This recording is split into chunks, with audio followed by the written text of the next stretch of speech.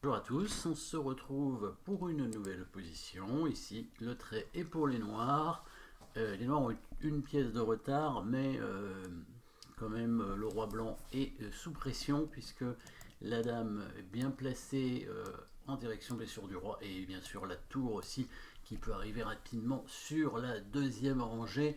Et on peut voir que le coup forcé, tour C2 échec, a l'air quand même très intéressant. Bon, il y a d'autres coups forcés, mais évidemment, ils sont pas bons puisqu'on va donner la dame à chaque fois. Le coup tour C2 pourrait menacer mat assez rapidement hein, sur la case en H2 si jamais le roi recule.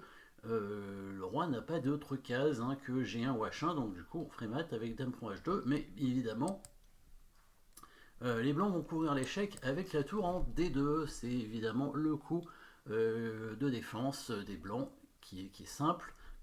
Mais maintenant, qu'allons-nous trouver avec les noirs? Un bon coup, bien évidemment. Et vous l'avez trouvé certainement. On va jouer sur un clouage et on va gagner la tour. Et puis on devrait quand même gagner la finale. Bon, alors il peut donner la dame pour tour et fou, mais les noirs ont aussi un pion d'avance. Donc à mon avis, ça ne devrait pas poser trop de problèmes. Je pense que vous avez vu. Tour C2 échec. Les blancs n'ont pas le choix. Ils sont obligés de couvrir. Et là, le clouage ici de la tour blanche. En fait, double clouage, puisque la dame blanche va se retrouver aussi non protégée. Pas d'échec intéressant dans cette position. Pas de menace de mat, mais l'attaque de la tour. Dame D1, voilà. Le coup à trouver ici. Hein, si les blancs prennent la tour, ils perdent leur dame. Bon, là, il y a quand même des bonnes chances de gain avec les noirs normalement, même si il y a peut-être encore des possibilités grâce à ce coup de pion qui permet de bloquer le pion des noirs. Il y a encore des petites chances de nul, hein, peut-être. Bon, on peut attaquer la tour comme ça, peut-être faire un échec. Bon, en tout cas, la position est très avantageuse pour les noirs, probablement gagnante ici. Et si la tour, si les blancs laissent la tour, ce sera encore pire. Voilà. Donc c'était une première position, est-ce qu'on va voir une deuxième, parce que celle-là, elle était rapide. Voilà, on va tourner tout de suite ici. Le trait maintenant est pour les blancs. Le trait pour les blancs, qu'est-ce qui se passe? Les blancs ont intérêt à aller rapidement à l'attaque, parce que les noirs ont des menaces. Deux menaces de mat, ça en fait au moins une de trop, parce qu'on ne pourra pas parer les deux en même temps, ça c'est à peu près certain. Donc obligatoire pour les blancs de faire échec, hein, pas le choix, et puis de mater, hein, ou alors de peut-être de gagner la dame, mais ça va être compliqué, on va essayer, mais...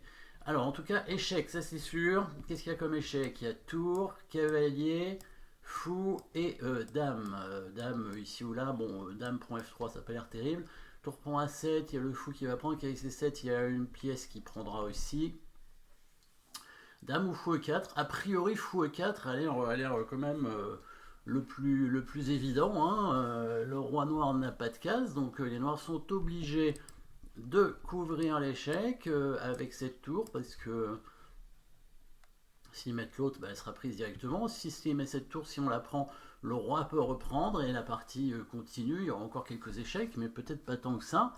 Donc fou E4, tour B7, et par la suite, quels échecs va-t-on faire? Parce qu'on est obligé de faire échec tout le temps, jusqu'au bout, avant que les noirs ne matent. Hein. Donc il faudra même mater avant les noirs certainement. Fou E4, tour B7, du coup, qu'est-ce qu'il va faire? Qu'est-ce qu'on va faire maintenant? Donc là, on peut prendre la tour et on reprend avec le roi. Dame échec, il y a la tour qui couvre. Cavalier échec, il y a le cavalier qui prend. Ça n'a pas l'air terrible. Peut-être vous avez trouvé ici le mat. Le mat à l'étouffé ici. On va jouer sur le clouage.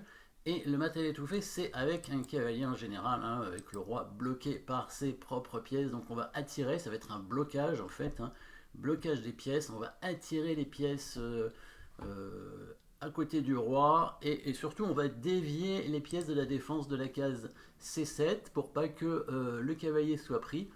Donc est-ce qu'il faut faire ça dans l'ordre? Oui, parce que si on commence par la tour, il y a le fou qui pourra prendre. Donc on passe d'abord avec la dame, échec en B8.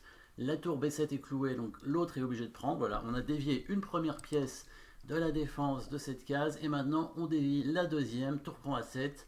La tour est toujours clouée, le fou est obligé de prendre. Et donc c'est bien le mat à l'étouffer avec le cavalier qui vient faire mat ici en C7. Voilà, petit mat sympathique ici.